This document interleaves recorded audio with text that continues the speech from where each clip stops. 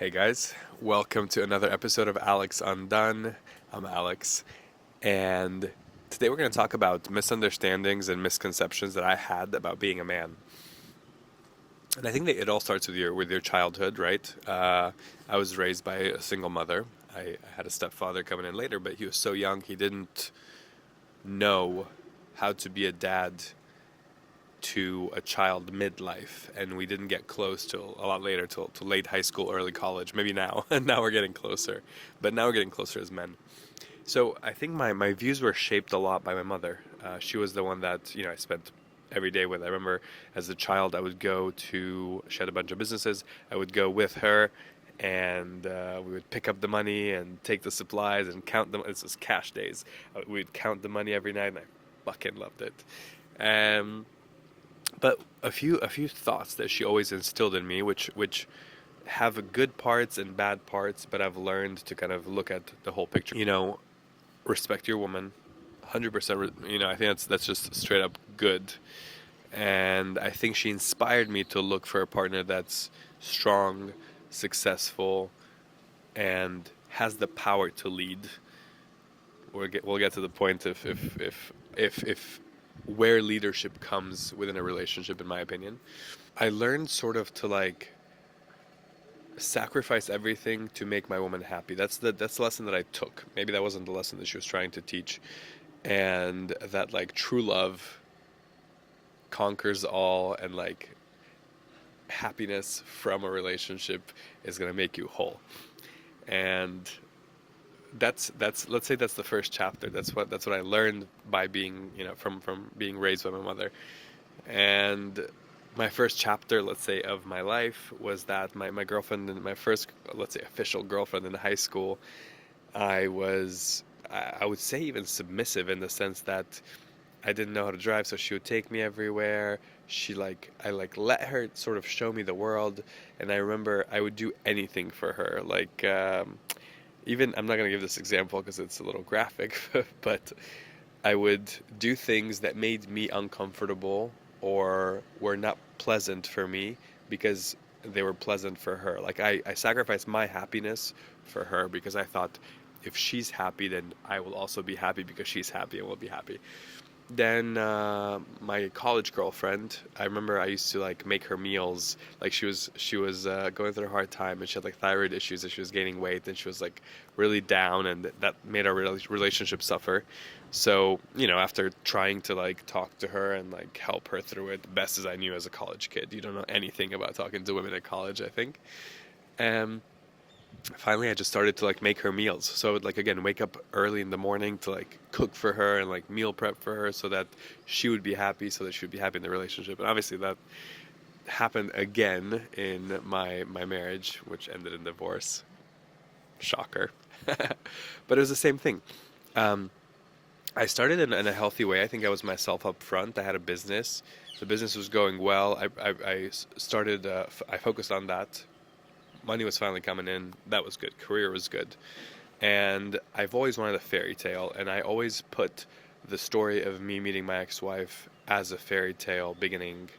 The way we met, the way we like weren't together, then we were together. Like, it was a great story to tell, and it sounded like I finally had my fairy tale, which is interesting for a man. I think I'm not sure if there's a lot of men out there who want like a fairy tale love story. I did, and if there's other of you, cheers. And but I realized that I wasn't present to like what was actually happening, how we actually were, who we were, what I was doing, what she was doing. And it got to the point where at the peak, not at the peak, it was the peak of our relationship, I would say, and it was the beginning of like my career success. We moved to New York from Athens, Georgia. Go Dogs. Um, and in New York, we had an amazing apartment. Thankfully, we could afford anything that you needed to afford in New York. Like, life was easy. But she wasn't working. She was shifting from her career in Athens to her career in New York. And I had to work very little. I had a business that was requiring, not that much oversight, thankfully. And so I made it she was unhappy because no work and new city and all these things. So I tried to do everything I could to make her happy. Not to be there for her, not to understand, which I think is the man's role in that scenario, but to make her happy. Like my goal was to change her at the end of the day. No matter how you look at it, I had good intentions. Obviously, I wanted her to be happy, but I wanted her to be happy so that she could be happy in the relationship, so that she could show up and say, I'm here to have fun. Hey, honey, how are you? And I think that's the lesson that took me the longest to learn about trying to change people. And even if you're coming with good intention, if you're trying to change someone, it's not going to end well. Period. You cannot change people. They can change themselves, they can grow, you can be there for their growth, you can be supportive for them. But if your end game is, I want this person to be happy so that I can be happy, it just won't work. So she went to a flower class one time and she came back happy. And I was like, amazing, you should do a flower business. So we started a flower business, and I started a human luxury delivery service for the flower business. And we did this whole thing. We launched it. We had a few clients, and she was like, I don't want to do this. So she quit. At the time, I felt like part of my role was to support my partner and to make sure my partner is happy. And post-divorce, I spent, let's say, 2 years kind of like therapy and alternative therapies, mindful meditations, 12-day silent retreats, everything you can think of. Everything that breaks sort of like how you think and how you've been programmed into becoming who you can be, which is what the show's all about. And now my partner is very independent. She's successful in her own right. She doesn't need anything, which is amazing. And there's a little bit of like learning up front. I was like, okay, first of all, I'm in a position in my life where my career is like going through a dip, so I can't even provide the things that I would usually provide, that I would want to provide, that I would want to shower her with things and take her places and all these things.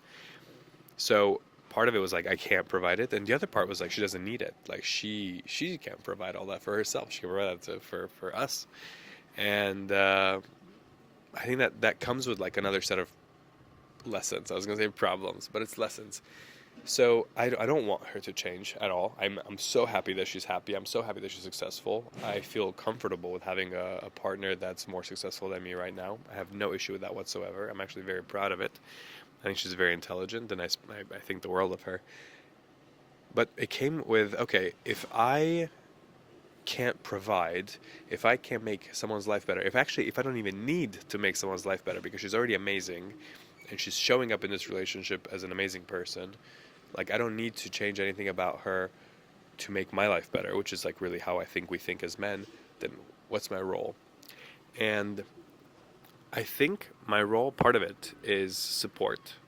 So I'm there helping her feel safe.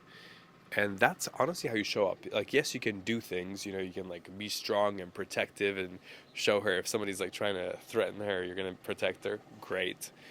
Um, Make sure that there's financial security. A little bit hard for me right now, but great. It's still there, still okay in that department. But I think what really matters is that she feels like she can be a woman. So if you're a man, if you're confident in who you are, if you're working on something about yourself, if you're growing, if you're pushing yourself, if you want things from the world, then she feels that.